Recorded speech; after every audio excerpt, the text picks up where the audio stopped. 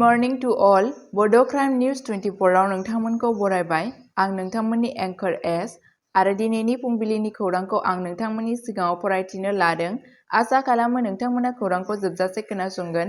गिबि खौराङावनो दङ। कंग्रेसआ बिटिसि बिसायख'थियाव गासै मोन 40 मासियाव बिसायख'थि गेलेनो थियारि जादों। कंग्रेस दोलोआ फैबाय थानाय बिटिसि बिसायख'थियाव गासै मोन 40 बियाबफोराव उदाङै बिसायख'थि गेलेनो बिथांखि फोसावदों। जायनि थांखिया ओनसोलाव गोख्रों फैफिननाय। हादोरारि कंग्रेस नेहाथारि पृथ्वीराज साथेआ 9 जानुवारियाव क'क्राझार जिल्ला कंग्रेस मावख'नि रनेन्द्र भवनाव मोनसे गोनांथार नायफामफिननाय मेलखौ दैदेनदोंमोन। मेलनि समाव साथेआ बिसायख'थिनि थाखाय पार्टीनि मावखांखिखौ फोरमायदोंमोन आरो गावसोरनि दिन्थिफुंनायखौ बांहोनो थाखाय मोनसे गोख्रों आफादारि दाथाय दानायनि गोनांथिनि सायाव गोसो होदोंमोन।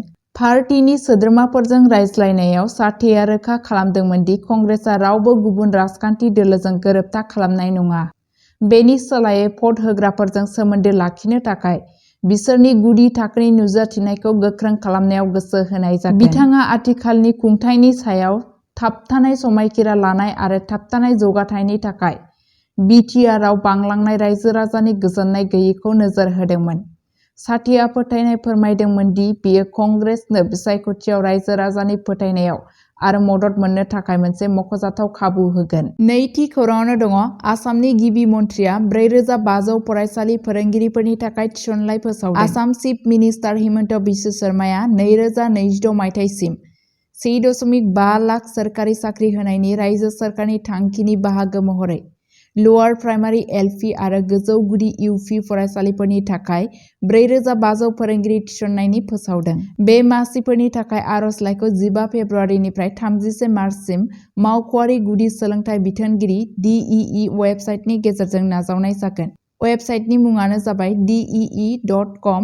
वेबसाइटनि मुङानो जाबाय dee.assam.gov.in। 2024 मायथाइयाव गोदानै थिसनजानाय सोलोंथाइ बिफाननि मावफारियाफोरनो थिसनथाइ बिलाइ राननायनि मोनसे हाबाफारियाव बाहागो लानानै गिबि मन्थ्रि शर्माया साख्रि सोरजिनायाव सोरखारनि मोनफुंनायफोरनि सायाव नोजोर होदों। बिथाङा फोसावदोंमोन दि बिजेपि दैदेननाय खुंथायआ गोहोआव फैनायनि उननिफ्रायनो 97,454 सुबुंफोरनो सोरखारि साख्रि होनो हादों। शर्माया बुंबावदोंमोन दि जोंनि सोरखारा साख्रिनि थिसनथायाव जाख्ल'नायखौ फोजोबनो थाखाय गुन बिथायारि थिसनथायखौ गोनांथि होदों। सिगांनि बेरेखायै जेब्ला घुस होनाया साख्रिखौ थि खालामो अब्ला जोंनि परदेशी खान्थिया गासैबो मोनथावना बिनायसाफोरनि थाखाय समान खाबुखौ थि खालामो। गिबि मन्थ्रिया गोदानै थिसनजानाय थिसनगिरिफोरखौ बरायदों आरो साख्रिनि खाबुफोरखौ फेहेरनो थाखाय सोरखारनि रादायखौ रोखा खालामदोंमोन। थामथि खौराङावनो दङ। काछाराव 4.5 कौटि रांनि ड्राग्स जब्द, 2 हमजादों। फेग्रा मुवा फालांगिनि सायाव मोनसे गिदिर सिग्रोमनायाव काछार पुलिसआ 8 आरो 9 जानुवारियाव खालामनाय मोननै गुबुन गुबुन अपारेशनाव 4.5 कौटि रांनि फेग्रा बेसाद जब्द खालामनो हादोंमोन। केसफोरजों सोमोन्दो थानाय 2 सुबुंखौ खानाय जादों। लखिपुरनि सटा मान्डायाव गिबि सिग्रोमनायनि समाव पुलिसआ 215 ग्राम सन्देह गोनां हिर'इनखौ जब्द खालामनो हादोंमोन।